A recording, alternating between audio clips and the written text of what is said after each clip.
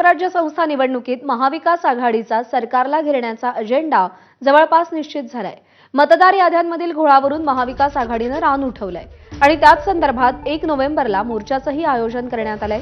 या मोर्चामध्ये महाविकास आघाडी तीनही पक्ष आणि त्याचसोबत मनसेही सत्याचा मोर्चा अशी टॅगलाईन घेत उतरणार आहे। त्या संदर्भात आता आज महाविकास आघाडीचे नेते बैठक घेणार आहेत।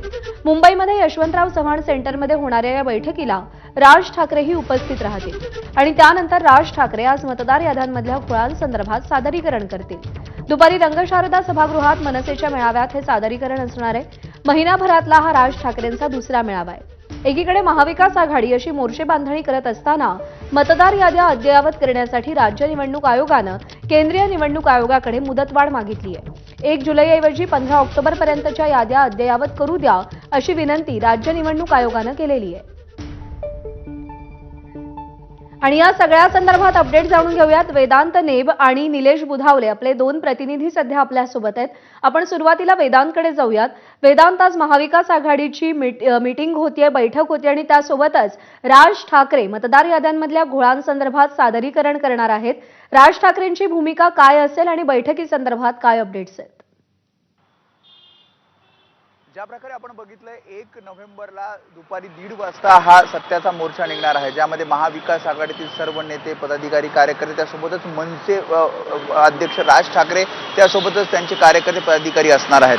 आणि या सगळ्या मोर्चाची रणनीती आजच्या या बैठकीमध्ये ठरवली जाणार आहे आणि राज्य निवडणूक आयोग आणि केंद्रीय निवडणूक आयोग या संदर्भात आपण पुढची नेमकी काय भूमिका घ्यायची, कारण आपण बघितलं सलग 2 दिवस बैठका या शिष्टमंडळाने घेतल्या, मात्र हवं तसं उत्तर राज्य निवडणूक आयोगाकडनं मिळालं नाही। आणि या सगळ्या नेत्यांचं असं म्हणणं आहे की टोलवाटोलवी राज्य निवडणूक आयोग आणि केंद्रीय निवडणूक आयोगाकडनं केली जाते।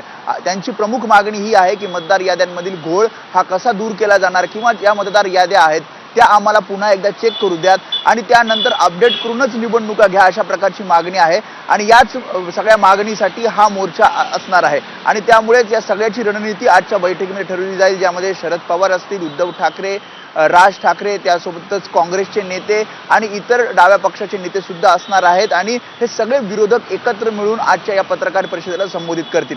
त्यानंतर म्हणजे सायंकाळी 5 वाजता मनसे अध्यक्ष राज ठाकरे रंगशारदा इथे सलग आता हा दुसरा मेळावा या महिन्यातला आहे। राज ठाकरे पुन्हा एकदा आपल्या पदाधिकाऱ्यांना संबोधित करणार आहेत आणि हे संबोधित करत असताना म्हणजे मागच्या वेळेस त्यांनी मतदार याद्यातील घोळ समोर आणला, मात्र यावेळी असं कळतंय की प्रेझेंटेशन सुद्धा दिलं जाणार आहे। आपण बघितलं ठाकरेंच्या शिवसेनेने सुद्धा म्हणजे आदित्य ठाकरेंनी प्रेझेंटेशन दिलं, अगदी आता राज ठाकरे सुद्धा मतदार याद्यातील घोळ पुन्हा एकदा समोर आणणार आहेत आणि या मतदार याद्यांचा घोळ समजून घेऊन पुढे निवडणुकीला कसं सामोरं जायचं याचं मार्गदर्शन सुद्धा आजच्या या मेळाव्यात राज ठाकरेंकडून केलं जाईल असं कळतंय।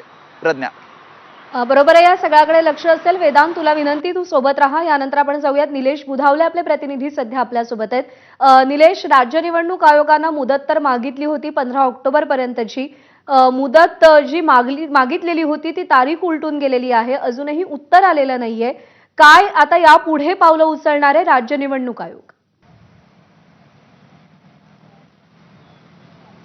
प्रज्ञा, महाविकास आघाडीच्या वतीनं राज्य निवडणूक आयोगाची भेट घेण्यात आली होती आणि कशा पद्धतीनं महाराष्ट्रभरातल्या मतदार याद्यांमध्ये घोळ आहेत हे समोर आणलं होतं। मग ते दुबार नावं असतील किंवा नव्यानं मतदारांचे ऍड करणं असेल, असे विविध मुद्दे त्यांना मांडले होते। एका घरामध्ये 25-25 मतदारांची नावं नोंदणी गेली, मंदिरामध्ये नावं नोंदणी गेली, अशा अनेक घोळ समोर आणल्यानंतर कुठेतरी राज्य निवडणूक आयोगानं स्पष्टपणे सांगितलं होतं की हे सर्व जे अधिकार आहेत मतदार याद्या अपडेशनचं हे राज्य निवडणूक आयोगाच्या हातात नाही, ते केंद्रीय निवडणूक आयोगाच्या हातामध्ये आहे। आणि केंद्रीय निवडणूक आयोगानं आगामी स्थानिक स्वराज्य संस्थांच्या निवडणुका, महानगरपालिकांच्या निवडणुकांसाठी 1 जुलै 2025 रोजी जी अपडेट झालेली लिस्ट आहे तीच घेण्यासंदर्भामध्ये सूचना देण्यात आलेल्या आहेत। मात्र विरोधकांच्या प्रेशर नंतर एक राज्य निवडणूक आयोगानं पत्र जे आहे ते केंद्रीय निवडणूक आयोगाला लिहिलेलं आहे आणि त्याच्यामध्ये 15 ऑक्टोबरपर्यंत मुदतवाढ देण्यात यावी अशा पद्धतीची विनंती करण्यात आलेली आहे।